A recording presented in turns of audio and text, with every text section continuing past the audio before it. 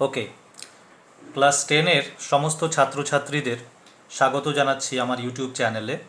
তো এটা আমাদের দ্বিতীয় ভিডিও। তোমরা যারা প্রথম ভিডিওটি দেখেছো তারা জানো যে প্রথম ভিডিওতে আমরা গ্যাসের ধর্ম এই চ্যাপ্টারের বয়েল সূত্র সম্পর্কে আলোচনা করেছিলাম। বয়েল সূত্র কী, তার এক্সপ্লেনেশন, সেখান থেকে আমরা কিছু গাণিতিক সমস্যার সমাধান কী করে করতে হয় সেটা শিখেছিলাম। এবং বয়েল সূত্র থেকে দুই ধরনের লেখচিত্র এঁকেছিলাম। একটা ছিল পিভি লেখচিত্র, আরেকটা ছিল পিভি ভার্সেস পি লেখচিত্র। তো এটা ছিল আগের ভিডিওর বিষয়বস্তু। তো আজকে ওই চ্যাপ্টারেরই বাকি অংশের আলোচনা হবে। তো আজকে যে টপিকগুলো আলোচনা করব সেই টপিকগুলো দেখো এখানে লেখাই আছে, দেখতে পাচ্ছ তোমরা। প্রথমে আমরা পড়ব চার্লসের সূত্র, তারপরে উষ্ণতার পরম স্কেল, বয়েল ও চার্লসের সমন্বয় সূত্র এবং কিছু গাণিতিক সমস্যা সমাধান করব, অর্থাৎ অঙ্ক করব সোজা কথায়। ওকে, তো চলো শুরু করা যাক। তো প্রথমে আমরা যেটা পড়ব চার্লসের সূত্র। দেখো,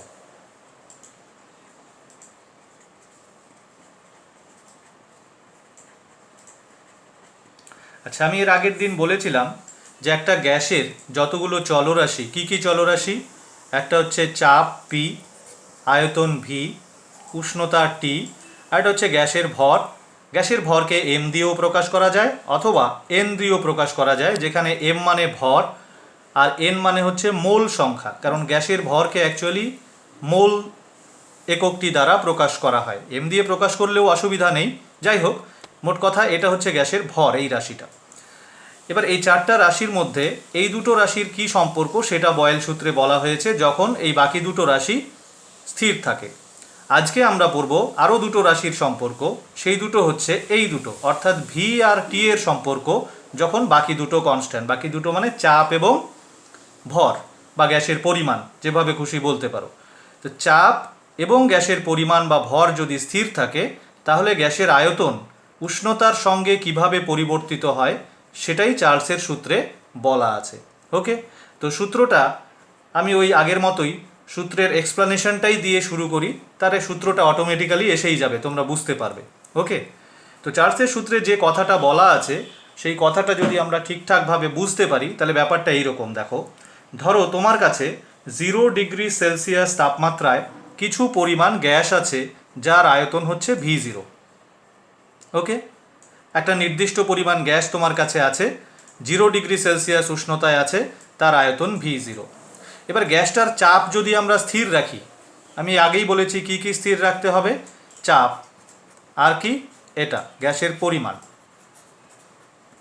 তো গ্যাসটার আমরা যদি চাপ স্থির রাখি আর পরিমাণ তো স্থির আছেই, স্থির রাখলে পরে আমি যদি 1 ডিগ্রি সেলসিয়াস উষ্ণতা বাড়াই, 1 ডিগ্রি সেলসিয়াস উষ্ণতা বাড়ালে চার্লসের সূত্রে বলেছে যে গ্যাসটির আয়তন বাড়বে, এবং কতটা বাড়বে সেটাও বলে দিয়েছে। বলেছে যে V0 অর্থাৎ প্রাথমিক আয়তন যেটা ছিল, যেটা 0 ডিগ্রি সেলসিয়াসে ওর আয়তন ছিল V0, তার 1/273 অংশ আয়তন বাড়বে, অর্থাৎ এইটুকু আয়তন ওর বাড়বে। বোঝা গেল? এবং যদি আমি 1 ডিগ্রি সেলসিয়াস উষ্ণতা কমাই, বাড়ানোর বদলে যদি কমাই, তাহলে পরে ঠিক এইটুকু আয়তনই গ্যাসটার কমবে। তো প্রথম কথা এটা বুঝে নাও যে গ্যাসকে গরম করলে তার আয়তন বাড়ে, ঠান্ডা করলে আয়তন কমে। উষ্ণতা যদি বাড়াই তাহলে আয়তন বাড়বে, আর উষ্ণতা যদি কমাই তাহলে আয়তন কমবে। ওকে, এবার চার্লস বলে দিয়েছেন যে কতটা বাড়বে বা কতটা কমবে। বলেছেন সেটা হচ্ছে 0 ডিগ্রি সেলসিয়াসে যে আয়তন ছিল তার 1/273 অংশ বাড়বে অথবা কমবে। তো 0 ডিগ্রিতে যদি আমি V0 থাকে আয়তন গ্যাসের, তাহলে কতটা বাড়বে, V0 এর 1/273, তার মানে V0 গুণন 1/273, এতটা বাড়বে কিন্তু মনে রাখবে। ওকে, এটা কিন্তু অন্তিম আয়তন নয়, এতটা বৃদ্ধি পাবে। তাহলে অন্তিম আয়তন কি হবে বলো? অন্তিম আয়তন আমরা বের করতে পারি, তাহলে V at 1 ডিগ্রি সেলসিয়াস আমরা কি লিখতে পারি, আগে ছিল আয়তন কত, V0, তার সঙ্গে এটা যোগ হবে কারণ এতটা আয়তন বাড়ছে, তাহলে V0 × 1/273। পরিষ্কার? যদি আমি উষ্ণতা 2 ডিগ্রি সেলসিয়াস বাড়াই তাহলে 2 ডিগ্রি সেলসিয়াস উষ্ণতায় গ্যাসটির আয়তন হবে V0 প্লাস V0 ইন্টু 2/273। কেন? কারণ প্রতি ডিগ্রি সেলসিয়াস বাড়ানোর জন্য এত অংশ বাড়ে। তো 1 ডিগ্রি সেলসিয়াস বাড়ালে যদি এতটা বাড়ে তাহলে 2 ডিগ্রি সেলসিয়াস বাড়ালে ইন্টু 2 হবে, এই কোয়ান্টিটির সাথে গুণন 2 হবে। সিমিলারলি তুমি যদি 3 ডিগ্রি সেলসিয়াসে আয়তন বের করতে চাও তাহলে কি হবে V0 ইন্টু 3/273। সিমিলারলি তুমি যে কোনো উষ্ণতায় আয়তন এইভাবে বের করতে পারো। তাহলে একটা সাধারণ উষ্ণতা নিলাম, ধরো তুমি T ডিগ্রি সেলসিয়াস উষ্ণতায় বের করতে চাও, টি এর মান যা খুশি হোক, তাহলে কি হবে V0 plus V0 into T/273। এটাকে আমরা আরেকটু সাজিয়ে গুছিয়ে লিখলে এরকম দেখাবে, V0 কমন নিলাম 1 প্লাস T/273। তাহলে আলটিমেটলি আমরা কি পেলাম, এখানে আবার লিখি আমি, VT equal to V0 into 1 plus T/273। তো চার্লসের সূত্রটা আমি এখনও সেইভাবে বলিনি, এবার তোমরাই আশা করি বলতে পারবে সূত্রটা কি। সূত্রটা হচ্ছে যে যদি ভর এবং চাপ স্থির রাখা হয় তাহলে কোনো গ্যাসের উষ্ণতা প্রতি ডিগ্রি সেলসিয়াস বৃদ্ধি বা হ্রাসের জন্য ওই গ্যাসের 0 ডিগ্রি সেলসিয়াস উষ্ণতায় যে আয়তন ছিল তার যথাক্রমে 1/273 অংশ বাড়বে অথবা কমবে। বোঝা গেল? এটাই সূত্রের বিবৃতি। স্থির চাপে নির্দিষ্ট ভরের গ্যাসের উষ্ণতা প্রতি ডিগ্রি সেলসিয়াস বৃদ্ধি বা হ্রাসের জন্য 0 ডিগ্রি সেলসিয়াস উষ্ণতায় ওই গ্যাসের যে আয়তন ছিল তার যথাক্রমে 1/273 অংশ বাড়বে অথবা কমবে। এটা সূত্র। আশা করি বুঝতে পেরেছ। ওই চার্লসের সূত্রকে কাজে লাগিয়ে আমরা দেখো একটা ইকুয়েশন পেলাম, এই যে ইকুয়েশনটা VT equal to V0 into 1 plus T/273। এখান থেকে আমরা কী করি, এই ইকুয়েশনটার তাৎপর্য কী বা গুরুত্ব কী, এই ইকুয়েশনটা থেকে কিন্তু আমরা যে কোনো উষ্ণতায় আমরা গ্যাসটির আয়তনের মান বের করতে পারবো। ফর এক্সাম্পল আমি একটা উদাহরণ দিয়ে তোমাদের দেখাচ্ছি। ধরো এরকম আছে, ধরো 0 ডিগ্রি সেলসিয়াস উষ্ণতায় কোনো একটা গ্যাসের আয়তন V0 দেওয়া আছে তোমাকে, হুইচ ইজ 273 সেন্টিমিটার কিউব। আমি ইচ্ছে করে এই সংখ্যাটা নিলাম কারণ আমার কাটাকাটি করতে একটু সুবিধা হবে। তাহলে তোমাকে হয়তো বলল যে বলো তো 10 ডিগ্রি সেলসিয়াস উষ্ণতায় ওই গ্যাসটির আয়তন কত হবে। তো আমরা কিন্তু সিম্পলি এই সূত্র দিয়ে বের করে ফেলতে পারবো। দেখবে কিভাবে, V10 ইকুয়াল টু কী লিখবো আমরা, V0 ইন্টু 1 প্লাস 10/273। বোঝা যাচ্ছে?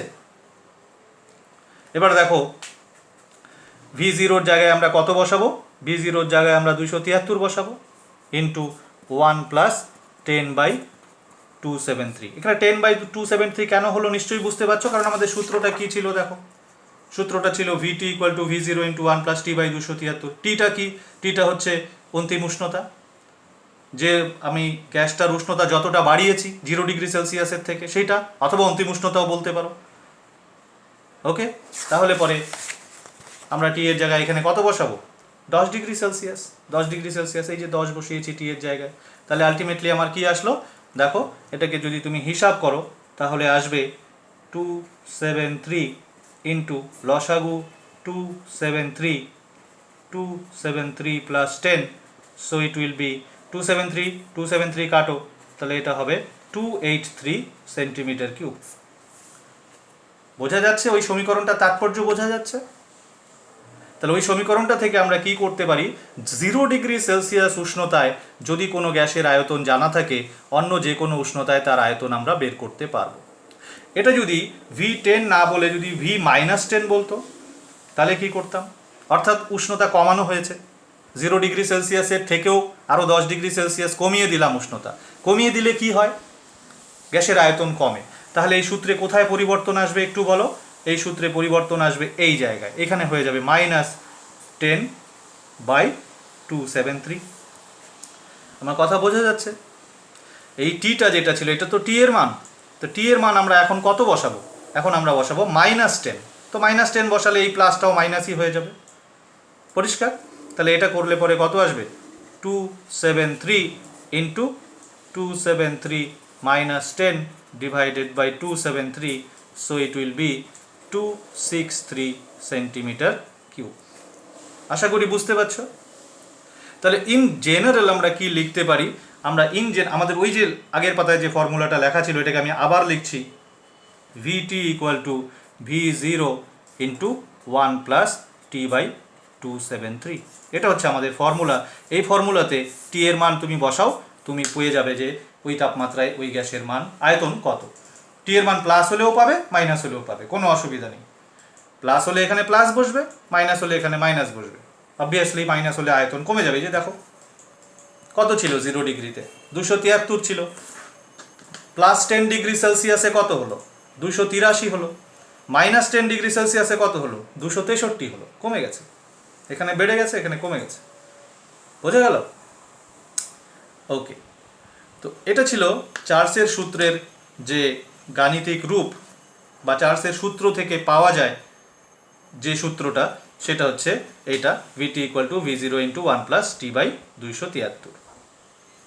ওকে, এইবার আমরা একটা কাজ করতে পারি, সেটা হচ্ছে এখান থেকে না আমরা একটা গ্রাফ আঁকতে পারি। সেটা হচ্ছে V versus T degree Celsius এর গ্রাফ। আমরা যেমন এর আগে এঁকেছিলাম, বয়েল সূত্র যখন পড়ছিলাম তখন বয়েল সূত্রে গ্রাফ এঁকেছিলাম পি আর ভি এর মধ্যে, কারণ বয়েল সূত্র হচ্ছে পি আর ভি এর সম্পর্ক। চার্লসের সূত্রে কার কার সম্পর্ক পড়লাম আমরা, ভি আর টি এর সম্পর্ক। কেমন সম্পর্ক পড়লাম, উষ্ণতা বাড়লে আয়তন বাড়ে, উষ্ণতা কমলে আয়তন কমে। তাহলে এটারও আমরা একটা গ্রাফ আঁকতে চাই, গ্রাফ এঁকে দেখতে চাই যে অ্যাকচুয়াল সম্পর্কটা দেখতে কেমন। ওকে, তো সেই গ্রাফটা আঁকার ক্ষেত্রে আমাকে এই সমীকরণটা কিন্তু সাহায্য করবে। কিভাবে সাহায্য করবে, আমরা একটা গ্যাস নেব, তার উষ্ণতা মানে এক্সপেরিমেন্টালি যদি গ্রাফটা আঁকতে হয় তাহলে আমরা কি করে আঁকবো, আমরা একটা গ্যাস নিব নির্দিষ্ট পরিমাণ, তার উষ্ণতা আমরা চেঞ্জ করতে থাকবো। হয়তো 0 ডিগ্রি সেলসিয়াস থেকে শুরু করলাম, প্রথমে বাড়াতে থাকবো, 10, 20, 30, 40, 50, 60, 100 বাড়াতে থাকলাম, তারপরে কমাতে থাকবো, -10, -20, -30, -40 এরকম কমাতে থাকবো। তো আমরা কিছু ভ্যালুস পাবো, আয়তনের কিছু মান পাবো, যে এইরকম ধরনের মান পাবো। তো সেই মানগুলোকে যদি আমরা গ্রাফে প্লট করি তাহলে কীরকম গ্রাফ পাওয়া যাবে তোমরা গেস করতে পারো কি না? যদি না পারো তাহলে এরকম একটা আমরা বক্স বানিয়েই নিই আগের মতো। দেখো,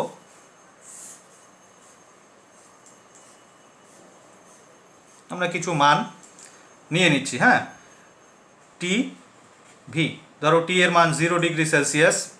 তো 0 ডিগ্রি সেলসিয়াসে আমরা এই এক্সাম্পলটাই নিচ্ছি। হ্যাঁ, 0 ডিগ্রি সেলসিয়াসে আয়তন কত ছিল আমার, 273। 10 ডিগ্রি সেলসিয়াসে কত, 283। 20 ডিগ্রি সেলসিয়াসে কত হবে বলে দাও একটু, এখান থেকে বলতে পারবে, এখানে 20 হবে, তাহলে এটা হবে 293। 30 ডিগ্রি সেলসিয়াসে কত হবে, আরও 10 বাড়বে, তার মানে 303। 40 ডিগ্রি সেলসিয়াসে কত হবে, 40 ডিগ্রি সেলসিয়াসে হবে 313। 50 ডিগ্রি সেলসিয়াসে হবে 323, এরকম চলতে থাকবে। এটা গেল একটা দিক। এবার মাইনাসের দিকে যদি যাই, -10 ডিগ্রি সেলসিয়াসে কত, 263। -20 ডিগ্রি সেলসিয়াসে কত হবে, হিসাব করো, এখান থেকে 20 বিয়োগ করো, তাহলে এটা হবে 253। তো এইভাবে চলতে থাকবে, এইভাবে পেতে থাকবো মান। বোঝা গেল? এবার দেখো, এই তথ্যগুলোকে যদি আমরা গ্রাফে প্লট করি তাহলে কীরকম গ্রাফ পাওয়া যাবে। এই গ্রাফটাতে আমরা এক্স অক্ষ বরাবর বসাবো হচ্ছে টি সেলসিয়াস স্কেলে, মানে উষ্ণতা গ্যাসের, আর ওয়াই অক্ষ বরাবর বসাবো আয়তন। আচ্ছা, 0 ডিগ্রি সেলসিয়াসে কত, 0 ডিগ্রি সেলসিয়াসে 273। সাপোজ এইটুকু হচ্ছে 273। আমি খুব রাফলি ড্র করছি, কারণ অত অ্যাকিউরেটলি ড্র করার আমাদের প্রয়োজন নেই, আমাদের গ্রাফের নেচারটা বোঝাটাই হচ্ছে আসল কথা। ওকে, তাহলে 0 ডিগ্রি সেলসিয়াসে কত, 273। 10 ডিগ্রি সেলসিয়াস, মনে করো এটা 10 ডিগ্রি সেলসিয়াস, 10 ডিগ্রি সেলসিয়াসে কত, 283, মনে করো এটা 283। 20-তে কত, 293। সেম রেটে বাড়ছে, প্রতি 10 ডিগ্রিতে কত করে বাড়ছে দেখো একটু, সেম রেটে, তাই না? একই হারে বাড়ছে বাংলায় বললে। তো একই হারে যদি বাড়ে তাহলে কীরকম পাচ্ছ দেখতে পাচ্ছ, স্ট্রেইট লাইন হবে, অনুমান করো। এবার পেছন দিকে যাও, -10-এ কত, এখান থেকে একই রেটে কমবে, এবার এখান থেকে কমবে। এবার মাইনাসের দিকে কত দূর যাওয়া যাবে, মাইনাসের দিকে প্র্যাকটিক্যালি আমরা খুব বেশি দূর যেতে পারবো না, কারণ খুব অল্প উষ্ণতা অর্থাৎ -100°C বা -150 বা -200°C এই ধরনের উষ্ণতা প্রডিউস করা বাস্তবে খুবই কষ্টকর ব্যাপার। বোঝা গেল? তো মাইনাসের দিকে আমরা কিছু মান পাবো, কিছু মান পাওয়ার পর আমরা যে মানগুলোই পেলাম সেগুলোকে যদি একটা লাইন দিয়ে যুক্ত করি তাহলে এরকম একটা লাইন পাবো। এবার এই লাইনটা এই দিকে আমরা মান পাবো না, এবার এই দিকে যদি আমরা এক্সটেন্ড করি তাহলে কিন্তু এটা এই টি অক্ষকে একটা বিন্দুতে ছেদ করবে। এই বিন্দুটা একটা বিশেষ বিন্দু, এই বিন্দুটা কোন বিন্দু আমরা কিন্তু একটু পরেই বলবো। ওকে, তো চলো এই বিন্দুটা নিয়েই এবার আলোচনা আমাদের। এই বিন্দুটাকে অ্যাকচুয়ালি বলে এটা হচ্ছে পরম শূন্য উষ্ণতা, অর্থাৎ এই বিন্দুর উষ্ণতাটা কত সেটা আমরা একটু বের করব, তারপর আমরা আবার ফিরে আসবো গ্রাফটাতে। তো তার আগে চলো এই বিন্দুটার পরিচয়টা আমরা আগে জেনে নেই। এই বিন্দুটা কি সেটাও এই সূত্র থেকেই পাওয়া যাবে, পরিষ্কার, খুব সিম্পলি পাওয়া যাবে। দেখো এইখানেই করি, হ্যাঁ, আমরা যদি টি এর জায়গায়, দেখো এখানে টি এর জায়গায় যদি -273 বসাই এই টি এর জায়গায়, তাহলে কত হবে? V0 × 1 - 273/273 কত আসলো? দেখো 273/273 কাটাকাটি করো, 1 1 - 1 0, V0 × 0 মানে 0। তাহলে কি বুঝতে পারছো যে -273°C উষ্ণতায় গ্যাসের আয়তন কত হয়? 0 হয়। এই যে গ্যাসের আয়তন 0 হয়েছে, দেখো কমতে কমতে, এই যে এটা হচ্ছে 273, এটা 263, এটা 253, কমতে কমতে কমতে কমতে এই স্ট্রেট লাইনটা যে বিন্দুতে ছেদ করলো, এই বিন্দুটার কথা বলছি আমি, এই বিন্দুতে গ্যাসের আয়তন কত? 0। তো আমরা দেখো এই ফর্মুলা থেকে কি দেখতে পারলাম? এই ফর্মুলা থেকে যেটা বোঝা যাচ্ছে যে এই বিন্দুটার উষ্ণতা হচ্ছে অ্যাকচুয়ালি, এই যে 0 হয়েছে আয়তন, কত উষ্ণতায় হয়েছে? -273°C। তাহলে এই বিন্দুটার উষ্ণতা এইখানে লিখছি আমি -273°C। বোঝা গেল? তাহলে আমরা দুটো জিনিস জানলাম এখানে। একটা হচ্ছে যে গ্রাফটা কেমন হবে, আরেকটা যেটা জিনিস জানলাম সেটা গ্রাফটা কেমন হবে তোমরা বলো। এটা একটা স্ট্রেট লাইন হচ্ছে, তাই না, সরল রৈখিক গ্রাফ। এবং আরেকটা জিনিস যেটা জানলাম সেটা হচ্ছে এই গ্রাফটা এক্স অক্ষকে অর্থাৎ উষ্ণতা অক্ষকে, এক্স অক্ষ বরাবর আমরা কাকে প্লট করেছি? উষ্ণতা।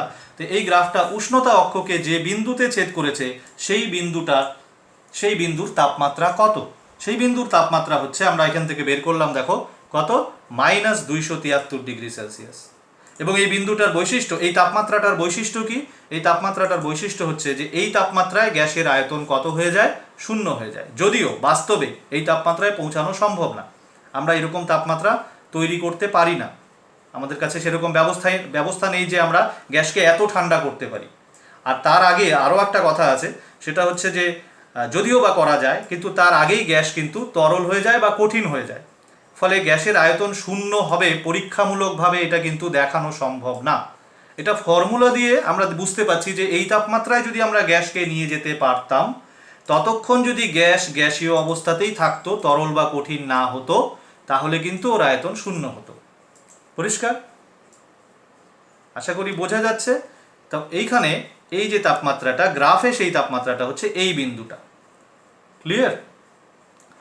ওকে, তো এবার এই যে তাপমাত্রা, এই তাপমাত্রাটার একটা নাম আছে, এটাকে বলে পরম শূন্য উষ্ণতা বা অ্যাবসোলিউট জিরো। কি বলে? আমি এখানে লিখছি পরম শূন্য উষ্ণতা। কত?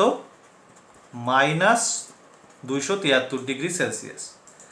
এবার এই উষ্ণতাটাকে পরম শূন্য বলার কারণ কি? পরমের ইংরেজি হচ্ছে অ্যাবসোলিউট। অ্যাবসোলিউট জিরো কেন বলে? তার কারণ হচ্ছে এর নিচে, প্রথমত এটা শূন্য কেন বলে সেটা বলি। তার কারণ এর নিচে কোনো উষ্ণতা কল্পনা করাই যাবে না। কেন যাবে না? কারণ যদি ধরো এখানে উষ্ণতা যদি -273-এর জায়গায় -274 করি, তাহলে গ্যাসের আয়তন নেগেটিভ আসবে, শূন্যের থেকেও কম আসবে, যেটা কিনা অবাস্তব ব্যাপার। আয়তন কোনোদিনও নেগেটিভ হতে পারে না। আয়তনের মিনিমাম বা সর্বনিম্ন মান হতে পারে 0। শূন্যের কম আয়তন, এটা একটা কাল্পনিক ব্যাপার, অবাস্তব ব্যাপার। বোঝা গেল? তো সেই জন্য এই উষ্ণতা, যে উষ্ণতায় গ্যাসের আয়তন 0 হয়, সেটাকেই বলছে, এটাই হচ্ছে আমাদের মহাবিশ্বের, আমাদের এই ইউনিভার্সের সর্বনিম্ন উষ্ণতা। এই জন্য এটার নাম দেওয়া হয়েছে শূন্য। এই উষ্ণতায় কি শূন্য হয়?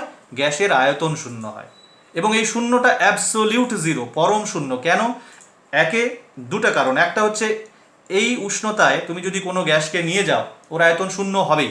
ওই গ্যাসের চাপ কত, ওই গ্যাসের ওই সময় ভর কত, চাপ কত, এই সমস্ত বিষয়ের উপরে কিন্তু নির্ভর করে না। তুমি কোনো গ্যাসকে যদি -273°C উষ্ণতায় নিয়ে যেতে পারো, ওর আয়তন শূন্য হবেই। এটা হচ্ছে 1 নম্বর পয়েন্ট। আর 2 নম্বর পয়েন্ট হচ্ছে যদি -273°C থেকে নিচে নিয়ে যাও, তাহলে দেখা যাবে থিওরিটিক্যালি গ্যাসের আয়তন কি হয়ে যাবে? নেগেটিভ হয়ে যাবে, যেটা কাল্পনিক বা অবাস্তব ব্যাপার। সেই জন্য এই উষ্ণতাটাকে আমরা বলি এটাই হচ্ছে আমাদের অ্যাবসোলিউট জিরো, এটাই হচ্ছে আমাদের পরম শূন্য। এর নিচে কোনো উষ্ণতা কল্পনা করা সম্ভব না। এটি আমাদের মহাবিশ্বের সর্বনিম্ন উষ্ণতা। এর নিচে কোনো উষ্ণতা থাকা সম্ভবই নয়। কেন সম্ভব নয় আমি বললাম কারণটা। এটা কিন্তু পরীক্ষায় কোশ্চেন আসে, যেটাকে পরম শূন্য কেন বলে, অ্যাবসোলিউট জিরো কেন বলে। জিরো তো আরও আছে, যেমন 0°C, 0°F। তো এগুলো কিন্তু সব 0°C একটা উষ্ণতা, 0°F একটা উষ্ণতা। তোমরা একটু পরে দেখবে এদের মধ্যে সম্পর্ক কি, বা কেলভিন স্কেল যখন পড়বো তার সাথে এদের সম্পর্ক কি। তো তারাও তো জিরো, কিন্তু তাদেরকে কিন্তু অ্যাবসোলিউট জিরো বলে না। এইটাকে অ্যাবসোলিউট জিরো বলে। এই -273°C উষ্ণতাটাকে বলে অ্যাবসোলিউট জিরো বা পরম শূন্য উষ্ণতা। তার কারণ এর নিচে কোনো উষ্ণতা কল্পনা করাই সম্ভব না। ক্লিয়ার?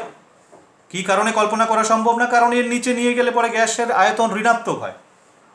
এই উষ্ণতায় গ্যাসের আয়তন শূন্য হয়ে যায়, এবং এই উষ্ণতায় যে শূন্য হয় সেটা আবার কোনো গ্যাসের অন্যান্য যে প্যারামিটার তাদের উপরে ডিপেন্ড করে না। মানে অন্যান্য যে ভ্যারিয়েবল, যেমন চাপ বা কতটা গ্যাস আমি নিয়েছি, গ্যাস কতটা নিলাম কিচ্ছু যায় আসে না।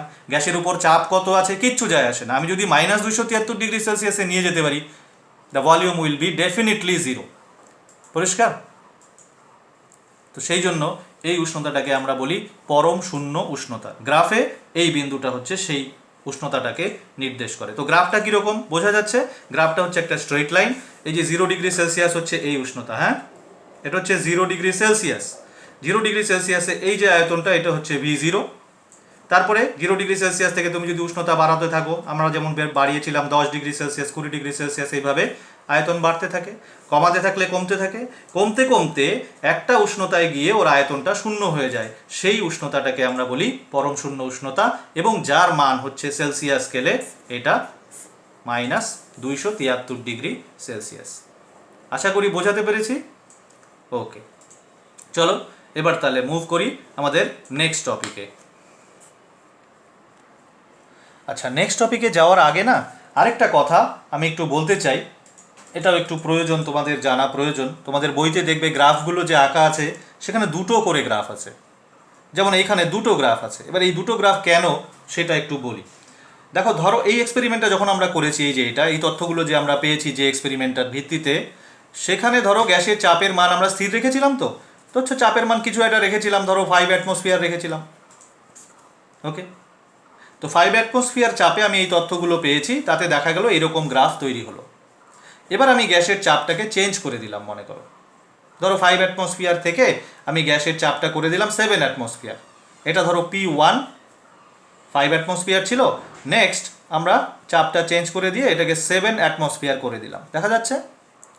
এবার 7 অ্যাটমসফিয়ার করে আবার এক্সপেরিমেন্টটা রিপিট করলাম, মানে যেভাবে 0 থেকে এদিকে বাড়িয়েছিলাম আবার কমিয়েছিলাম, ঠিক ওইভাবে আবার শুরু করলাম। তাহলে দেখবে এই তথ্যগুলো পাল্টে যাবে, কারণ চাপ যদি আলাদা হয় তাহলে গ্যাসের আয়তনের মানগুলোও আলাদা হবে ওই চাপে, তাই না?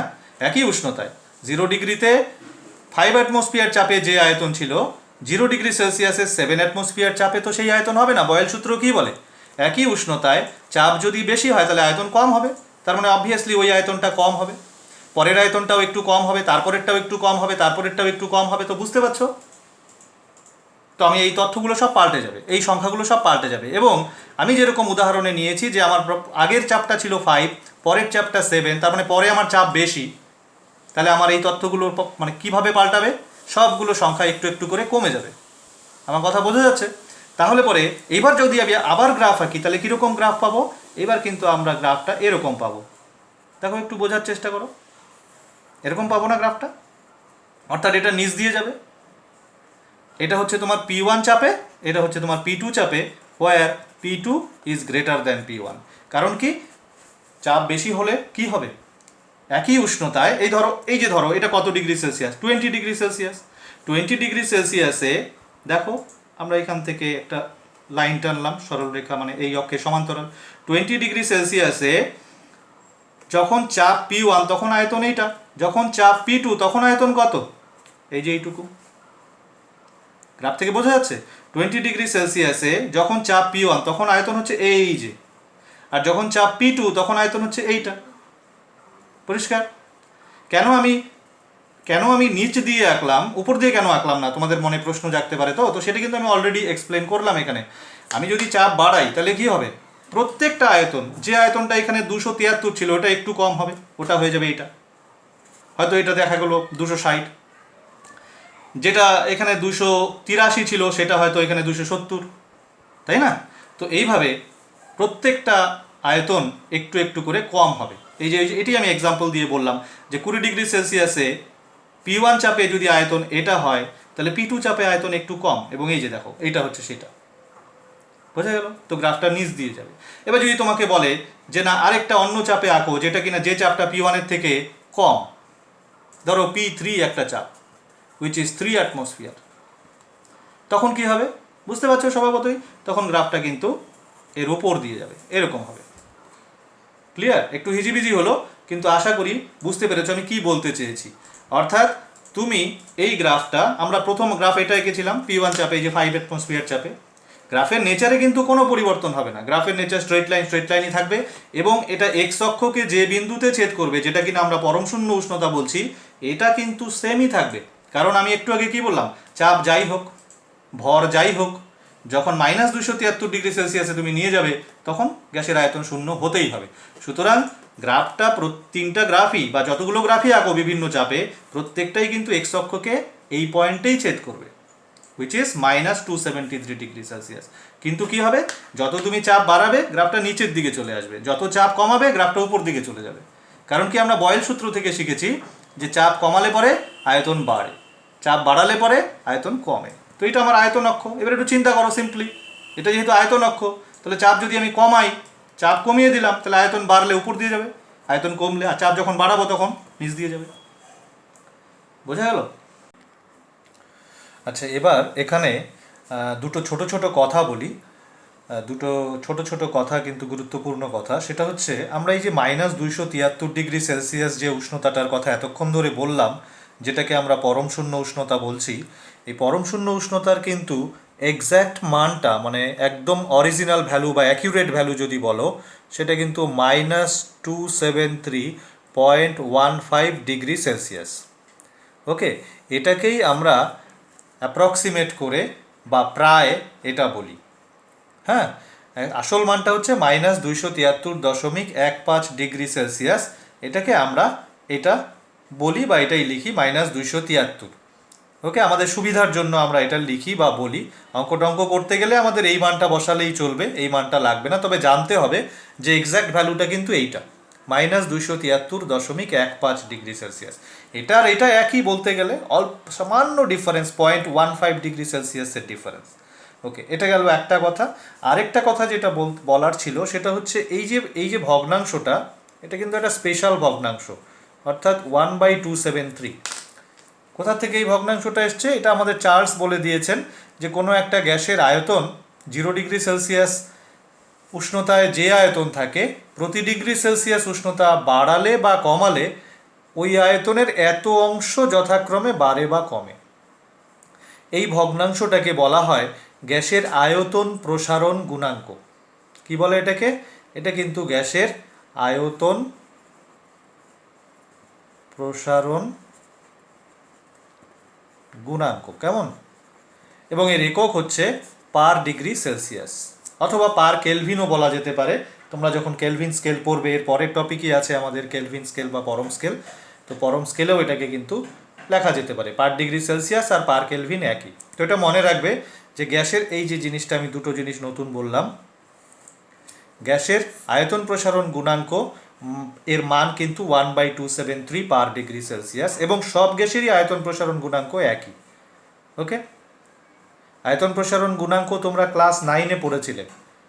কঠিনের আয়তন প্রসারণ গুণাঙ্ক, তরলের আয়তন প্রসারণ গুণাঙ্ক তোমাদের মনে আছে কি? কি ছিল আয়তন প্রসারণ গুণাঙ্কের সংজ্ঞা কি ছিল? যদি মনে না থাকে আমি একটু এখানে লিখি, দেখো কোন জায়গায় লিখবো, এখানে জায়গা নেই, চলো একটা নতুন পেজেই লিখি।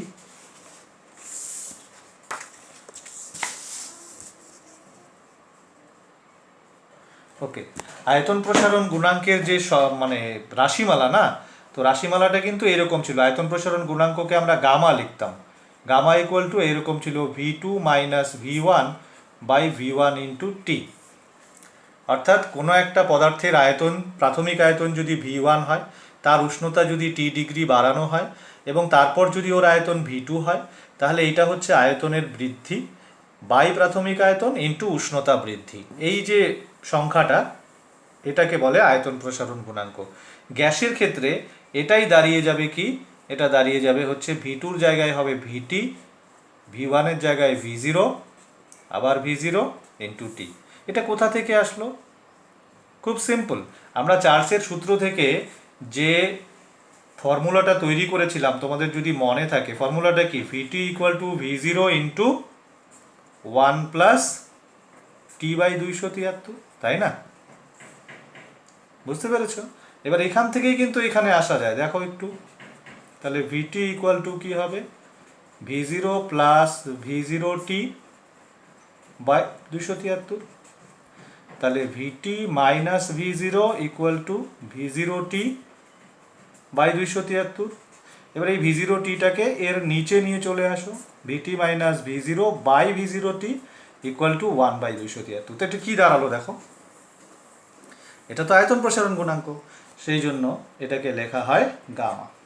ইনফ্যাক্ট এটাকে লেখা হয় গামা পি। আয়তন প্রসারণ গুণাঙ্কেও গামা পি লেখা হয়, কারণ আয়তন প্রসারণ গুণাঙ্ক মাপার সময় গ্যাসের চাপ স্থির রাখতে হয়। এই পিটা হচ্ছে চাপের সিম্বল, চাপকে যেহেতু স্থির রাখতে হয় তো সেই জন্য পি এখানে দিতে হয়। তো গামা পি ইকুয়াল টু কত? 1/273। একক কি? পার ডিগ্রি সেলসিয়াস অথবা পার কেলভিন। বোঝা গেল? তো যেটা বলার ছিল সেটা হচ্ছে গ্যাসের আয়তন প্রসারণ গুণাঙ্ক কাকে বলে? এই যে আয়তন প্রসারণ গুণাঙ্ক কোথা থেকে পাওয়া যায়? চার্লসের সূত্র থেকেই পাওয়া যায়। এই যে চার্লসের সূত্র থেকে আমরা এটা পেয়েছিলাম, তাই না? চার্লসের সূত্র থেকে আমরা গ্যাসের আয়তন প্রসারণ গুণাঙ্কের মান বের করতে পারি, এবং সেটা কত? বা চার্লসের সূত্রে সরাসরি বলা আছে। চার্লসের সূত্রে যে কথাটা বলা আছে না, সেটাই অ্যাকচুয়ালি আয়তন প্রসারণ গুণাঙ্কের সংজ্ঞাই সেটা। বলা আছে প্রতি ডিগ্রি সেলসিয়াস উষ্ণতা বৃদ্ধি বা হ্রাসের জন্য প্রাথমিক আয়তনের 1/273 অংশ বাড়ে বা কমে, এবং এটি আয়তন প্রসারণ গুণাঙ্কের সংজ্ঞা। প্রতি ডিগ্রি সেলসিয়াস উষ্ণতা বৃদ্ধি বা হ্রাসের জন্য প্রাথমিক আয়তনের যে অংশ বাড়ে বা কমে সেটাই কিন্তু আয়তন প্রসারণ গুণাঙ্ক। ওকে ওকে, তো এইটা মনে রাখবে। তো মোটামুটি এটা হচ্ছে আমাদের ফার্স্ট টপিক ছিল, যে চার্লসের সূত্র। চার্লসের সূত্রের যাবতীয় আলোচনা মোটামুটি, যাবতীয় আলোচনা বললে ভুল হবে, চার্লসের সূত্রের আরও আলোচনা বাকি আছে। তো ফার্স্ট পার্টটা হয়ে গেল। এবার আমরা যেখানে যাব সেটা হচ্ছে উষ্ণতার পরম স্কেল বা কেলভিন স্কেল। উষ্ণতার পরম স্কেল, এইটার আরেক নাম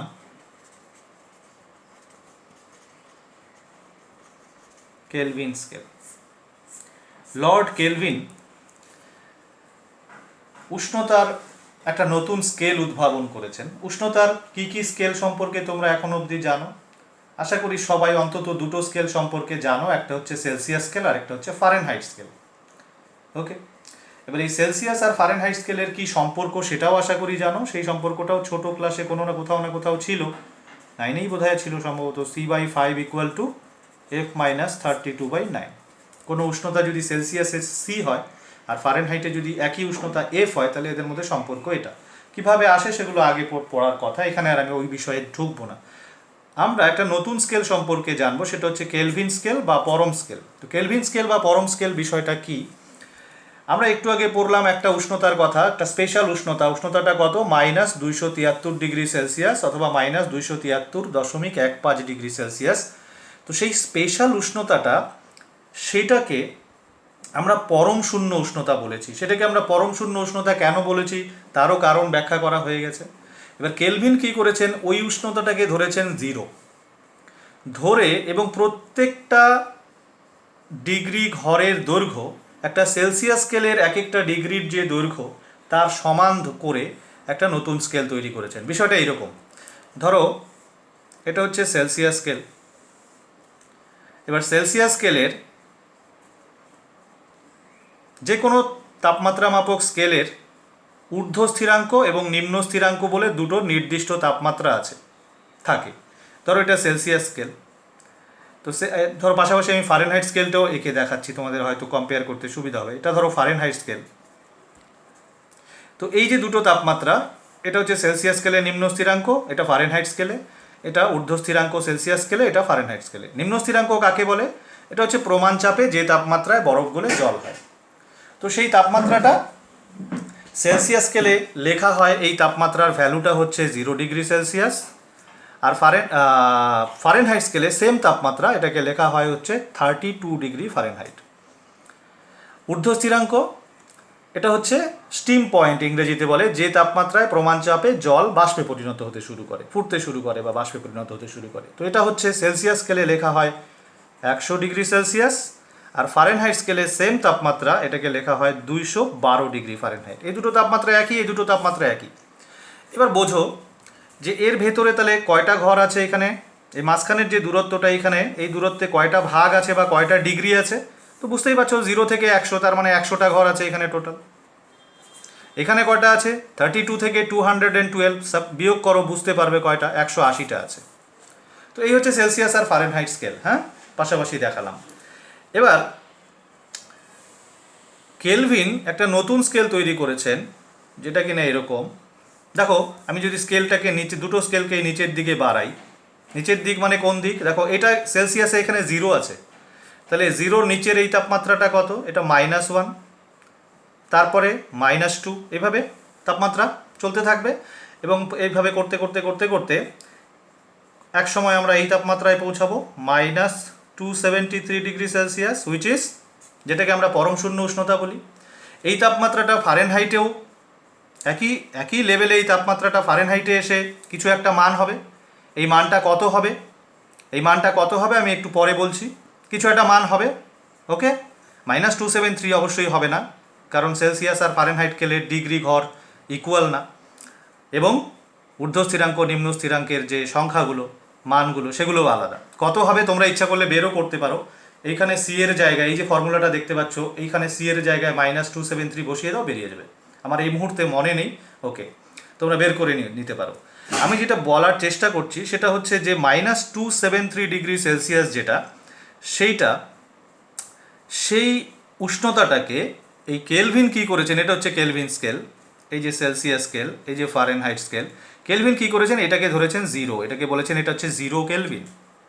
এবং তারপর এখান থেকে স্কেল আঁকা শুরু করেছেন, এবং এই স্কেলের প্রত্যেকটা ডিগ্রি ঘরের যে দৈর্ঘ্য, এটা উনি এই সেলসিয়াস স্কেলের এক একটা ডিগ্রি ঘরের দৈর্ঘ্যের সমান করে এঁকেছেন। অর্থাৎ সেলসিয়াসের একটা ডিগ্রি ঠিক যতটুকু লম্বা, এই যে একটা ডিগ্রি কতটুকু লম্বা বলতে আমি এই ডিস্টেন্সটা বোঝাতে চেয়েছি, কেলভিনেরও তাই সেম করে উনি প্রসিড করেছেন, করে একটা নতুন স্কেল তৈরি হয়ে গেছে। এই স্কেলটাকে বলে উষ্ণতার পরম স্কেল অথবা কেলভিন স্কেল। তো বলো তো যে এই স্কেলটাতে এই তাপমাত্রাটা কত হবে? কোন তাপমাত্রা বুঝতে পারছো? নিম্ন স্থিরাঙ্ক যেটা, বলতে পারো কত হবে? এটা কত? -273। এটাকে এখানে কত ধরা হয়েছে? 0। এখানকে এই বলো তো, এই 0 থেকে -273 এই পর্যন্ত এখানে কয়টা ঘর আছে? খুব সোজা, কতগুলো? 273টা ঘর আছে, তাই না? 1 2 3 4 5 6 করে 273 অবধি করেছে, আসছি আমরা। তাহলে এখান থেকে যেহেতু আমি বলেছি যে সেলসিয়াসের প্রত্যেকটা ডিগ্রি আর কেলভিনের প্রত্যেকটা ডিগ্রি সেম দৈর্ঘ্যের, সুতরাং এরও এখানে কয়টা আছে? 273টা। তাহলে এর 0-র পরের তাপমাত্রাটা কত? এখান থেকে ওর 0, উপরে গেলে বাড়ছে তাপমাত্রা, এটা ওর 0। আর এর 0 কোথায় ছিল? এইখানে। এর 0 কোথায়? এইখানে কোথাও আছে, 32-এর নিচে, তাই না? কিন্তু এর 0 এইটা, কেলভিনের 0 এইখানে, হুইচ ইজ অ্যাবসোলিউট 0। এর নিচে আর কোনো তাপমাত্রা আমরা কল্পনাও করতে পারি না। এবার তাহলে এর পরের তাপমাত্রাটা, এর উপরের তাপমাত্রাটা 1, তারপরটা 2, তারপরটা 3, এভাবে পর পর পর পর পর পর বাড়ছে। তাহলে এই তাপমাত্রাটা কত বলে ফেলো? অবভিয়াসলি 273 কেলভিন, কারণ এখানে 273টা ঘর আছে, তাই না? তাহলে বলো তো এই তাপমাত্রাটা কত? এখানে আরও কতগুলো ঘর আছে? সেলসিয়াসের ঘর দেখো, ফারেনহাইটেরটা বাদ দাও, কারণ সেলসিয়াসের ঘরের দৈর্ঘ্য আর কেলভিনের ঘরের দৈর্ঘ্য একই। তাহলে এখানে 100টা, এখানেও 100টা, তাহলে এটা কত হবে? 373 কেলভিন। বোঝা গেল? এই যে স্কেলটা দেখতে পাচ্ছ একদম রাইট সাইডে যে স্কেলটা, এটাই হচ্ছে তোমার কেলভিন স্কেল বা পরম স্কেল। বোঝা গেল? এবার এই পরম স্কেল তো জানলাম যে পরম স্কেল কি। এবার কোনো তাপমাত্রাকে সেলসিয়াস বা ফারেনহাইট থেকে কিভাবে পরম স্কেলে কনভার্ট করব, বা উল্টোটা কিভাবে করব, অর্থাৎ ধরো কোনো তাপমাত্রা পরম স্কেলেই আছে, প্রয়োজন অনুসারে আমাকে ওটাকে সেলসিয়াসেও নিতে হতে পারে, ফারেনহাইটেও নিতে হতে পারে, সেইটা কি করে করব সেইটা একটু এবার দেখবে। হ্যাঁ, দেখো আমি একটা তাপমাত্রা নিচ্ছি, মনে করো এই তাপমাত্রাটা, ধরো সেলসিয়াসে এই তাপমাত্রাটা হচ্ছে 27 ডিগ্রি সেলসিয়াস। জেনারেলি আমরা রুম টেম্পারেচার বলি এটাকে, ঘরের তাপমাত্রা 27 ডিগ্রি সেলসিয়াস। তো এই 27 ডিগ্রি সেলসিয়াস যে তাপমাত্রাটা, এটা কেলভিনে কত হবে? আমরা যদি কোনো সূত্র না জানি, শুধু এই কনসেপ্টটুকু বুঝলে পরেই কিন্তু এটার উত্তর দেওয়া যায়, তাই না? কোনো ব্যাপারই না। এখানে আছে ওর 0, এখানে আছে ওর 273, এরপরে কত ঘর এখানে 0 থেকে 27 অবধি 27টা ঘর, তাহলে এখানেও 27টা ঘর আছে। কারণ বারবার বলছি একটাই কথা, সেলসিয়াসের প্রত্যেকটা ঘর আর কেলভিনের প্রত্যেকটা ঘর সমান দৈর্ঘ্যের। তাহলে এখানে 27টা ঘর, এখানেও 27টা ঘর, তাহলে এখানে 273 আছে, তাহলে এখানে কত হবে? এখানে হয়ে যাবে 27 তো ছিলই, 27টা ঘর প্লাস 273। 273-এর পরে কত? 274, 275, 276, এই করতে করতে কত ঘর? 27 ঘর। তাহলে 27 যোগ করে দাও, তাহলে কত হয়ে গেল? 300 কেলভিন। বোঝা গেল? বলো তো এই তাপমাত্রাটা কত? ধরো এই তাপমাত্রাটা হচ্ছে -73 ডিগ্রি সেলসিয়াস, মনে করো সেলসিয়াসে, কারণ এটা এই যে 0 এইখানে নিচে মাইনাস, তাহলে এটা কেলভিনে কত হবে? 273 এইখানে ছিল, যত নিচে যাবে কমবে, 272, 271, 270। কিভাবে আমি বের করব কত ঘর এখানে কমেছে? বলো কত ঘর নেমেছি আমরা? 73, তাহলে এখান থেকে 73 বাদ দিয়ে দাও, তাহলে কত দাঁড়াচ্ছে? এটা হয়ে যাবে 200 কেলভিন, ঠিক কি না? তাহলে ইন জেনারেল আমরা কি বলতে পারি, ধরো কোনো একটা তাপমাত্রা আছে T ডিগ্রি সেলসিয়াস, সেটাকে যদি কেলভিন করতে হয়, সরাসরি এই টি এর সঙ্গে 273 যোগ করে দাও, আর কিচ্ছু করতে হবে না। দেখো চিন্তা করে, টি যখন 27 ছিল, যোগ করো কত হবে? 300।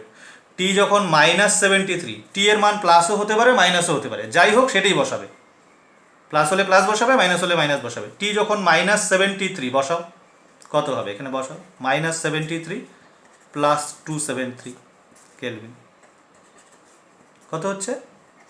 200 কেলভিন। তাহলে এইটা হচ্ছে তোমার সূত্র। সেলসিয়াস থেকে কেলভিনে কনভার্ট করতে গেলে তুমি সরাসরি এই সূত্রে টি এর মানটা বসিয়ে দেবে, টি এর মান প্লাস হলে প্লাস বসাবে, মাইনাস হলে মাইনাস বসাবে, উত্তর চলে আসবে। আশা করি বোঝা যাচ্ছে। এবার বলি উল্টোটা। উল্টোটা কি? উল্টোটা হচ্ছে যে ধরো তোমার কোনো একটা তাপমাত্রা কেলভিনে আছে, তোমাকে এবার সেলসিয়াসে নিতে হবে। কেমন? কেলভিন থেকে যদি সেলসিয়াসে নিতে হয় তাহলে তুমি কি করবে? চলো করি। ধরো কোনো একটা তাপমাত্রা কেলভিনে আছে, ধরো এই তাপমাত্রাটা মনে করো, হুইচ ইজ 400 কেলভিন। ওকে, তো 400 কেলভিন সেলসিয়াসে কত? এইখানে কত? কি করবে? এখানে কত আছে? 273, এখানে 400, তাহলে মাঝখানে কয়টা ঘর আছে? একটু বিয়োগ করো, 400 মাইনাস 273 কত হয়? 127। বোঝা যাচ্ছে? এখানে করলাম, বোঝা যাচ্ছে? তাহলে এখান থেকে এই পর্যন্ত কয়টা ঘর আছে? 127টা ঘর আছে। তাহলে এইখান থেকে ভালো করে দেখবে, এই যে সেলসিয়াসের 0, এইখান থেকে এই পর্যন্ত কয়টা ঘর আছে? 127টা। তাহলে এখানে তাপমাত্রা কত? এটা 127। বোঝা যাচ্ছে? তাহলে বলো কি করতে হবে? তুমি নিচে মাইনাসের তাপমাত্রা নিয়েও দেখতে পারো, কোনো অসুবিধা নেই। ধরো কোনো একটা তাপমাত্রা এখানে আছে মনে করো, হুইচ ইজ 250 কেলভিন। 250 কেলভিন যখন তুমি করবে, তোমাকে কি করতে হবে? দেখো এখানে কয়টা ঘর আছে? এটা বিয়োগ করলে পেয়ে যাবে 23টা ঘর, 50 আর এটা 73, 23টা ঘর। তাহলে এখানেও 23টা ঘর হবে। তাহলে 0 থেকে 23টা ঘর যদি তুমি নিচে যাও, তাহলে এই তাপমাত্রাটা হবে -23 ডিগ্রি সেলসিয়াস, ঠিক কি না?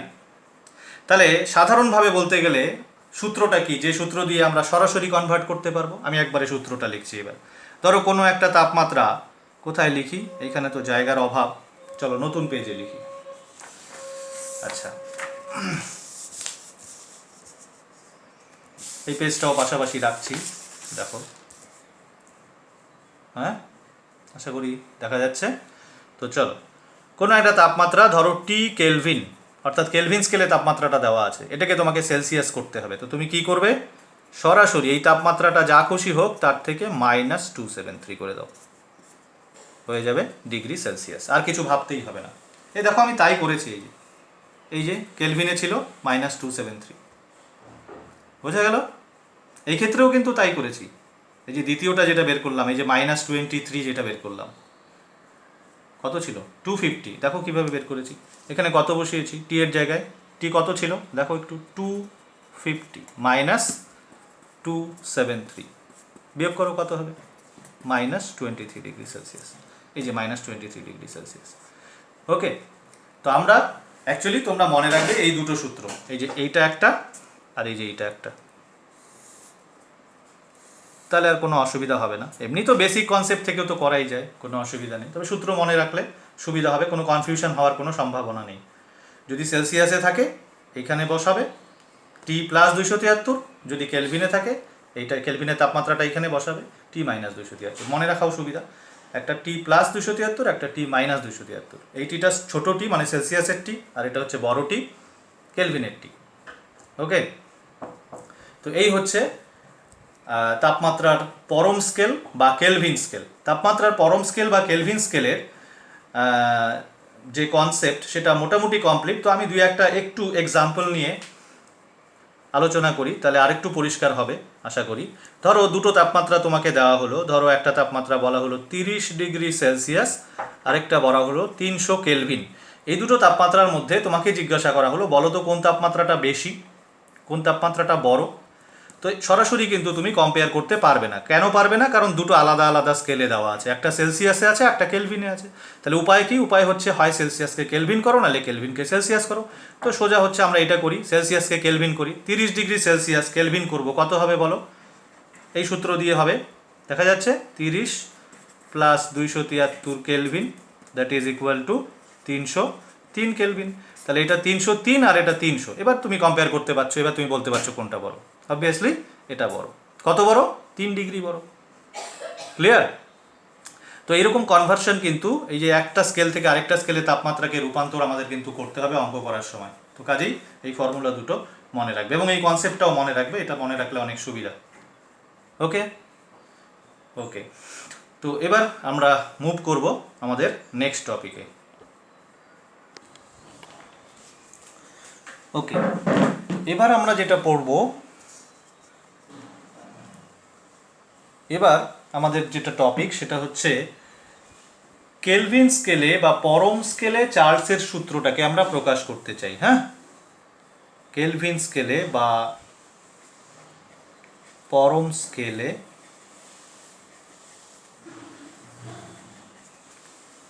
চার্লসের সূত্র আমরা শিখেছি, কিন্তু সেটা কিন্তু সেলসিয়াস স্কেলে ছিল। তাপমাত্রাগুলো আমরা সেলসিয়াস স্কেলে লিখতাম বা লিখেছি। এবার আমরা দেখি যে কেলভিন স্কেলের তাপমাত্রার সাথে গ্যাসের আয়তনের সম্পর্ক কি। আমরা জানি তাপমাত্রা বাড়ালে গ্যাসের আয়তন বাড়ে, এটাই তো চার্লসের সূত্রে শিখেছি। কি হারে বাড়ে সেটাও সংখ্যাটাও ওখানে দেওয়া আছে। তো দেখি কেলভিন স্কেলের তাপমাত্রার সাথে কীরকম সম্পর্ক দাঁড়ায়। তো চলো আমরা ওই এক্সাম্পলটাই নিই। ধরো 0 ডিগ্রি সেলসিয়াস তাপমাত্রায় কোনো একটা গ্যাসের আয়তন, নির্দিষ্ট ভরের গ্যাসের আয়তন V0। ওকে, এবার T1 ডিগ্রি সেলসিয়াস তাপমাত্রায় T1 বা V1 ধরলাম, এটা V1 কত হবে, V0 × 1 + T1/273। এটাই তো চার্লসের সূত্র, চার্লসের সূত্র থেকে আমরা এটাই পেয়েছিলাম। আচ্ছা, তাহলে T2 ডিগ্রি সেলসিয়াসে কত হবে, এইখানে করছি মনে রাখবে, আমরা এইখান থেকে এইখানে চলে আসলাম। T2 ডিগ্রিতে কত হবে তাপমাত্রা, T2 ডিগ্রি সেলসিয়াস তাপমাত্রায় গ্যাসটির আয়তন হবে V2 = একই সূত্র অনুসারে হবে V0 × 1 + এখানে হবে T2/273। বোঝা গেল? আচ্ছা, এবার একটু একটা কাজ করি আমরা, এটাকে দিলাম সমীকরণ নাম্বার 1, এটাকে দিলাম 2, ভাগ করে দিব, 1/2 করলাম। এই সমীকরণটাকে এটা দিয়ে ভাগ করে দিলাম, কি পাবো দেখো, v1/v2, দেখো উপরে হবে, আমি পুরোটা লিখেই করি, হ্যাঁ, v0 × 1 + t1/273, এটা হবে v0 × 1 + t2/273। v0 কাটো, লসাগু করো, উপরে হবে 273 + t1, নিচে হবে 273 + t2। উপরেও লসাগু 273 হবে, নিচেও লসাগু 273 হবে, তো ওই দুটো কেটে যাবে। ওকে, এবার এই দুটোকে চিনতে পারছো, এরা কারা? এখনই আমরা এই বিষয়ে পড়লাম। 273 + t1 মানে কিন্তু এই t1 তাপমাত্রাটা যদি আমরা কেলভিনে প্রকাশ করি তাহলে এটাই দাঁড়াবে। এই তাপমাত্রাটাকে আমরা কেলভিনে তাপমাত্রাকে বড় হাতের টি দিয়ে লেখা হয়, তাহলে t1 লিখলাম, আর এই তাপমাত্রাটাকে আমরা t2 লিখলাম। দেখো, t1কে যদি আমরা কেলভিনে প্রকাশ করি তাহলে কি হবে, 273 + t1, তাহলে 273 + t1 মানে অ্যাকচুয়ালি t1 তাপমাত্রা কেলভিনে। সিমিলারলি এটা হচ্ছে t2 ডিগ্রি সেলসিয়াস তাপমাত্রাটা, এটা 273 + t2 করলে সেটাও কেলভিনে হয়ে গেল। এবার কেলভিন, এটাকে আমি পুরোটার বদলে এর কেলভিনের তাপমাত্রাটা লিখে দিলাম, কেলভিনে t1 লিখলাম, এটাকে বড় t1, এটাকে লিখে দিলাম বড় t2। আশা করি বুঝতে পেরেছো, হ্যাঁ? তাহলে কি দাঁড়ালো, আলটিমেটলি আমরা কি পেলাম, v1/v2 = t1/t2। এটাই হচ্ছে পরম স্কেলে চার্লসের সূত্রের গাণিতিক রূপ, v1/v2 = t1/t2। এটাকে আমরা জেনারেল সূত্র হিসাবে ব্যবহার করতে পারি, এবং আমরা কিন্তু চার্লসের সূত্রের যে অঙ্কগুলো করব সেগুলো এই সূত্র দিয়েই করব। বোঝা যাচ্ছে? v1, v2, t1, t2 কি?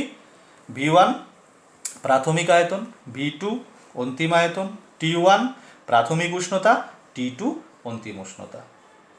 ক্লিয়ার? কিন্তু উষ্ণতা দুটো কিসে? অবশ্যই কেলভিনে। ওকে, এখান থেকে আমরা সম্পর্কটাকে আরও সংক্ষিপ্ত করে লিখতে পারি v varies as t। এটার মানে এটা, অর্থাৎ v আর t সমানুপাতি। তার মানে চাপ স্থির থাকলে নির্দিষ্ট ভরের গ্যাসের আয়তন গ্যাসের পরম উষ্ণতার সমানুপাতিক। এটাও কিন্তু চার্লসের সূত্র। এটা চার্লসের সূত্রের বিকল্প স্টেটমেন্ট বলতে পারো, মানে বিকল্প একটা বিবৃতি, এইভাবে বললেও হবে। বোঝা গেল? অসুবিধা? আশা করি অসুবিধা হওয়ার কথা না। এবার আমরা এই সূত্রটাকে প্রয়োগ করতে শিখব, অর্থাৎ এই সূত্রের কিছু অঙ্ক করে দেখব যে কিভাবে করতে হয়। তার আগে যেটা করব সেটা হচ্ছে, আমরা ওখানে একটু আগে একটা গ্রাফ এঁকেছিলাম, which is v versus t degree Celsius, graph এঁকেছিলাম না? এখন আমরা v ভার্সেস t কেলভিন একটা গ্রাফ আঁকবো। এই যে এটা সম্পর্ক জেনে গেছি, v এর সাথে t এর সম্পর্ক কীরকম। এবার আমরা v এর সাথে t কেলভিনের গ্রাফ আঁকবো। তো কীরকম সম্পর্ক? সমানুপাতি সম্পর্ক। সমানুপাতি সম্পর্ক হলে গ্রাফ কীরকম হয় সেটা তোমরা যদি না জানো তাহলে পরে একটু বলতে হবে। চলো সেটা আঁকি। তো দেখো, আমি এইখানেই আঁকছি, এই জায়গাটাতেই আঁকার চেষ্টা করি। এই ধরো তোমার টি অক্ষ, টি মানে তাপমাত্রা, আর এটা হচ্ছে ভি। এই তাপমাত্রাটা কত মনে রাখবে, এটা কিন্তু মূল বিন্দু, তো মূল বিন্দু মানে 0, তার মানে এটা 0 কেলভিন। কেন 0 কেলভিন বুঝতে পারছো? কারণ এটা বড় হাতের টি। আমরা কিন্তু কেলভিন স্কেলে তাপমাত্রা নিচ্ছি এই অক্ষে। আগের গ্রাফে আমরা এই অক্ষে তাপমাত্রা নিয়েছিলাম সেলসিয়াস স্কেলে নিয়েছিলাম। ওকে, এবার কেলভিন স্কেলে নিয়েছি। কেলভিন স্কেলে যেহেতু নিয়েছি, সুতরাং এই মাইনাসের দিকটা, অর্থাৎ টি অক্ষের যে নেগেটিভ দিকটা, ওটা আমাকে নিতে হবে না। কেন নিতে হবে না? কারণ কেলভিনে তো এর নিচে কোনো তাপমাত্রা হয় না। 0 কেলভিনের নিচে কি তাপমাত্রা হয়? এটাই তো পরম শূন্য, হয় না। সেলসিয়াসে তো হয়, -273 ডিগ্রি সেলসিয়াস অবধি আমাকে এই অক্ষটা টানতে হয়েছিল, কারণ ওইখান থেকে গ্রাফটা শুরু হয়েছিল, ঠিক কি না? তাহলে এখানে বলো কি হবে? গ্রাফের নেচার তো পাল্টাবে না, সমানুপাতি, অর্থাৎ উষ্ণতা বাড়লে আয়তন বাড়ে, তাহলে ওই রকম ঊর্ধ্বমুখী স্ট্রেট লাইনই হবে। কিন্তু পার্থক্যটা কি? এইখানে যে বিন্দুটা ছিল, একটু এখানে আঁকি আমি জাস্ট তোমাদের বোঝানোর জন্য, এটা কিন্তু হবে না এই গ্রাফে। হ্যাঁ, এইখান থেকে গ্রাফটা শুরু হয়েছিল না? এটা কত ছিল? -273 ডিগ্রি সেলসিয়াস ছিল না? এই বিন্দুটা এখন কোথায় চলে আসছে? এই বিন্দুটা এখন এইখানে চলে আসছে। বোঝা গেল? এই বিন্দুটাই এখানে, -273টাই 0 কেলভিন। তো এবার ভাবো, এই বিন্দুটাকে এখানে নিয়ে শুধু গ্রাফটা তো এরকম ছিল। আমার কলমটা কোন দিক দিয়ে যাচ্ছে সেটা শুধু দেখো, এরকম ছিল তো। তো এই গ্রাফটাকে শুধু প্যারালেলি এইখানে শিফট করে দাও, তাহলেই হয়ে যাবে। কিছু দূর জায়গা ডটে ডাকো, কারণ বাস্তবে ওই জায়গাগুলো আমরা পাই না। এই যে, বোঝা গেল? অসুবিধা আছে কোনো? এটা ধরো P1 চাপে এঁকেছো, অন্য কোনো চাপে যদি আঁকতে চাও তাহলে তো এরকম হবে, এটা আরও কম চাপে, ঠিক আছে? P2 is less than P1, যেটা চাপের ব্যাপারটা তো ওখানে বলেইছি আমি, সুতরাং এখানে আর নতুন করে বলার কিছু নেই যে আলাদা চাপ হলে কি হয়, কেন উপর দিয়ে যায় গ্রাফ, কেন নিচ দিয়ে যায়, তোমরা সেটা ওখানে ডিসকাস করা আছে একদম ডিটেলসে। তো এই হচ্ছে ব্যাপার। তো যদি ভি ভার্সেস টি ডিগ্রি সেলসিয়াস গ্রাফ আঁকতে বলে, তাহলে যে এইখান থেকে গ্রাফটা শুরু হবে এবং এরকম গিয়ে এরকম হবে। আর যদি ভি ভার্সেস টি কেলভিনের গ্রাফ আঁকতে বলে, তাহলে এই যে মূল বিন্দু থেকে হবে। ওকে ওকে, তো এই গ্রাফগুলো কিন্তু খুব ইম্পর্টেন্ট পরীক্ষার জন্য, তো এগুলো কিন্তু প্র্যাকটিস করবে।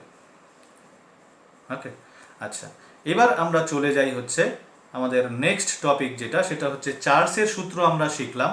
এই চার্লসের সূত্রকে কিভাবে প্রয়োগ করতে হয় অঙ্ক করার ক্ষেত্রে, সেটা একটা অঙ্ক দিয়ে একটু আমরা দেখতে চাই। দেখি একটা অঙ্ক আমরা সলভ করি, দেখি। আচ্ছা চলো, তো আমরা একটা অঙ্ক নিচ্ছি, বইয়েরই অঙ্ক। একই চাপে 15 ডিগ্রি সেলসিয়াসে নির্দিষ্ট পরিমাণ কোনো গ্যাসের আয়তন হচ্ছে 360 ml। আমি সংক্ষেপে এখানে অঙ্কের তথ্যগুলো লিখছি, একটু বুঝবে। 15 ডিগ্রি সেলসিয়াস উষ্ণতায় গ্যাসের আয়তন তোমাকে দেওয়া আছে 360 ml। উষ্ণতা কত হলে আয়তন 480 ml হবে? অর্থাৎ কোন উষ্ণতায় এই আয়তনটা হবে 480 ml?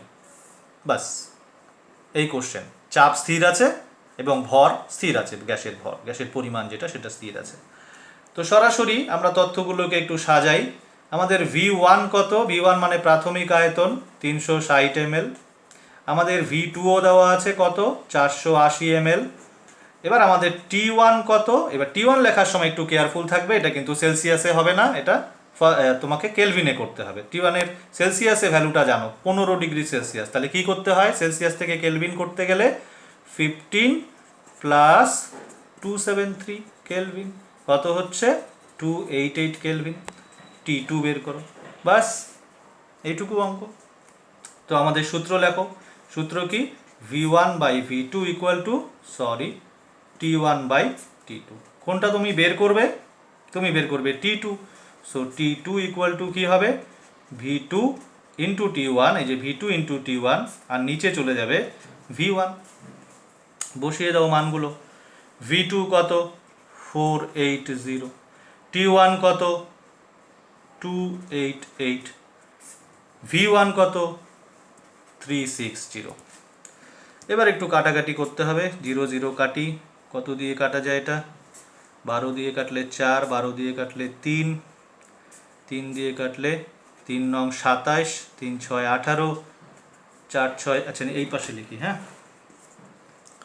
4 6 24, 4 হাতে হলো 2, 4 নং 36 আর 2 38, 384 কেলভিন। এবার এটাকে অ্যান্সারটা সেলসিয়াসে দিতে হবে, যেহেতু তোমার তথ্য সেলসিয়াসে ছিল। তাহলে এটাকে সেলসিয়াস করতে গেলে এবার কি করতে হবে? কেলভিন থেকে সেলসিয়াস, মানে এই তাপমাত্রার থেকে minus 273 degree Celsius, which is 111 degree Celsius. বোঝা গেল? তো এইভাবে কিন্তু আমরা চার্লসের সূত্রকে প্রয়োগ করে গাণিতিক সমস্যার সমাধান করতে পারি। এখানেও দেখো আমাদের রাশি কয়টা? 1 2 3 4, তার মধ্যে 3টা দেওয়া থাকবে, একটা দেওয়া থাকবে না, বয়েল সূত্রের মতোই। বয়েল সূত্রেও 4টা রাশি ছিল, P1 V1 equal to P2 V2। এখানে হচ্ছে V1 by V2 equal two T1 by T2। চারটার মধ্যে 3টা থাকবে, একটা থাকবে না, বের করতে হবে। যেমন এই ক্ষেত্রে T2 ছিল না, বাকিগুলো ছিল, আমরা বের করলাম। ওকে, আচ্ছা, তো তোমরা অঙ্কগুলো দেখবে, বইতে আছে, অনুশীলনীতে আছে, বিভিন্ন টেস্ট পেপার কোশ্চেন ব্যাংক থেকে অঙ্ক কালেক্ট করে করে করবে। হ্যাঁ, অনেক অঙ্ক আছে, চার্লসের সূত্রের উপরে অনেক অঙ্ক আছে। চলো এবার মুভ করি আমরা নেক্সট টপিকে।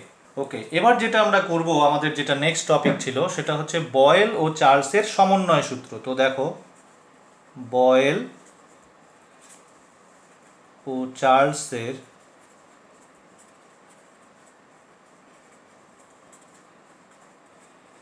সমন্বয় সূত্র। আমরা বয়েল সূত্র থেকে কি পেয়েছি? আমি খুব সংক্ষেপে লিখছি। বয়েল সূত্র থেকে আমরা গাণিতিকভাবে যেটা পেয়েছি সেটা হচ্ছে V varies as when 1 by P when T and N, N মানে হচ্ছে গ্যাসের পরিমাণ বা মোল সংখ্যা, আর কনস্ট্যান্ট। আমরা চার্লসের সূত্র থেকে কি পেয়েছি? ভি ভ্যারিজেস, এই মাত্র পেলাম, ভি ভ্যারিজেস টি ওয়েন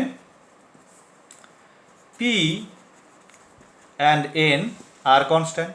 এবার এই দুটাকে আমরা গণিতের নিয়ম অনুসারে কম্বাইন করতে পারি, তাহলে আমরা লিখতে পারি therefore V varies T by P when T and P are variable, অর্থাৎ টি আর পি পরিবর্তিত হতে পারে, বাট এন ইজ কনস্ট্যান্ট। কথা বোঝাতে গেলাম, পারলাম? এটা অঙ্কের নিয়ম, তোমরা যদি ভেদ করে থাকো তাহলে জানবে এটা। তাহলে এখান থেকে আমরা চলে যেতে পারি ভি ইকুয়াল টু, একটা ধ্রুবক দিয়ে গুণ করতে হবে, এই যে কে দিয়ে গুণ করলাম, এই কেটাকে বলা হয় গ্যাস ধ্রুবক, কেমন? এবং এর মান, এই কে এর মান, সেটা হচ্ছে গ্যাসের পরিমাণ ও পিভিটি এর এককের উপর নির্ভর করে। অর্থাৎ কে এর মান কত হবে সেটা নির্ভর করবে তুমি কত পরিমাণ গ্যাস নিয়েছো তার উপরে, আর পিভিটি চাপ, আয়তন, উষ্ণতাকে কোন এককে প্রকাশ করেছো, সিজিএস না এসআই নাকি অন্য কোনো একক। তো এককের উপরে কে এর মান চেঞ্জ হবে, আলাদা হতে পারে, আর যদি তুমি গ্যাসের পরিমাণ চেঞ্জ করে দাও তাহলেও কিন্তু আলাদা হবে। বুঝতে পেরেছো? ওকে, তো এইটাকে, এই সূত্রটাকেই আমরা এইভাবেও লিখতে পারি, পি ইন্টু ভি, নিচে নিয়ে আসো টি ইকুয়াল টু কনস্ট্যান্ট। এটাই হচ্ছে বয়েল ও চার্লসের সূত্রের গাণিতিক, সমন্বয় সূত্র। এবার এই সমন্বয় সূত্রটাকে আমরা যদি আরেকটু বিস্তৃত করে লিখি, যেটা দিয়ে কিনা আমরা সমস্যার সমাধান করতে পারবো, তাহলে এটা দাঁড়াবে এরকম। এটার মানে কি? PV by T equal to constant. তুমি ধরো একটা নির্দিষ্ট ভরের গ্যাস নিলে, নির্দিষ্ট ভরের গ্যাস নিয়ে তুমি তার চাপ, আয়তন, উষ্ণতা চেঞ্জ করতে শুরু করলে, কোনো সময় মনে করো এর চাপ, আয়তন, উষ্ণতার মান P1 V1 T1, তাহলে P1 into V1 by T1 করলে যা আসবে, ধরো কোনো সময় সেই মানগুলো হচ্ছে P2 V2 T2। গ্যাসটার পরিমাণটা কিন্তু নির্দিষ্ট, এই যে এখানে এটা লেখা আছে, N কনস্ট্যান্ট থাকতে হবে। ওকে, তো কোনো এক সময় চাপ, আয়তনের মান, উষ্ণতার মান এগুলো, অন্য কোনো সময় এগুলো, দেখবে যে এই দুটোর গুণফলকে টি দ্বারা ভাগ করলে যেটা হবে, দ্বিতীয় ক্ষেত্রেও পিভি গুণফলকে টি দ্বারা ভাগ করলে সেম হবে। ইভেন আরও যদি তুমি এরকম মান পাও, P3 V3 by T3, P4 V4 by T4, সবগুলোই ইকুয়াল হবে। তো আমরা এই সংক্ষেপে এইটুকুই লিখছি, তো এটা দিয়ে কিন্তু আমরা অঙ্ক করতে পারবো। বোঝা গেল? তো এইটা দিয়ে কি করে অঙ্ক করতে হয় তারও একটা অঙ্ক বা গাণিতিক সমস্যা আমি দেখাচ্ছি, চলো করি। এটা মাধ্যমিক পরীক্ষায় এসেছিল এই অঙ্কটা। তো এইখানেই করা যাবে, সেটা ছোট্ট অঙ্ক, এই জায়গাটুকুর মধ্যে করি, করে আজকের আলোচনা এখানেই শেষ করি। অঙ্ক নিয়ে আমি আরেকটা ক্লাস করব, হ্যাঁ, লাস্ট ক্লাসে একটু কঠিন টাইপের গাণিতিক সমস্যা নিয়ে আলোচনা করব। চলো একটা অঙ্ক নিয়ে, এটা মাধ্যমিক পরীক্ষায় কোনো একবার এসেছিল, আমার সালটা মনে নেই। বলেছে 0 ডিগ্রি সেলসিয়াস উষ্ণতার কোনো গ্যাসকে উত্তপ্ত করলে গ্যাসের চাপ ও আয়তন উভয়ই দ্বিগুণ বৃদ্ধি পায়, দ্বিগুণ হয়। গ্যাসের চূড়ান্ত উষ্ণতা কত হবে সেটা বের করতে বলেছে। হ্যাঁ, তাহলে কি কি দেওয়া আছে? 0 ডিগ্রি সেলসিয়াস উষ্ণতায় গ্যাসটা আছে, তার মানে T1 যেটা পরম স্কেলে উষ্ণতা, 0 ডিগ্রি সেলসিয়াস মানে 273 কেলভিন। P1 কে P ধরো, V1 কে V ধরো। এবার এইখানে লিখি T2 জানি না, এটাই বোধহয় বের করতে হবে। ইয়েস, এটা বের করতে হবে। P2 দ্বিগুণ, দ্বিগুণ মানে 2P, V2 এটাও দ্বিগুণ মানে 2V। তো আমাদের এই সূত্র বসিয়ে দাও, কি হবে তাহলে? P1 V1 by T1 equal to P2 V2 by T2। P এর জায়গায়, P1 এর জায়গায় P বসাও, V1 এর জায়গায় V বসাও, T1 এর জায়গায় 273 বসাও। এখানে কত বসাবে? 2P 2V T2, P P V V কাটো, তাহলে কত দাঁড়াচ্ছে? 2 2 4।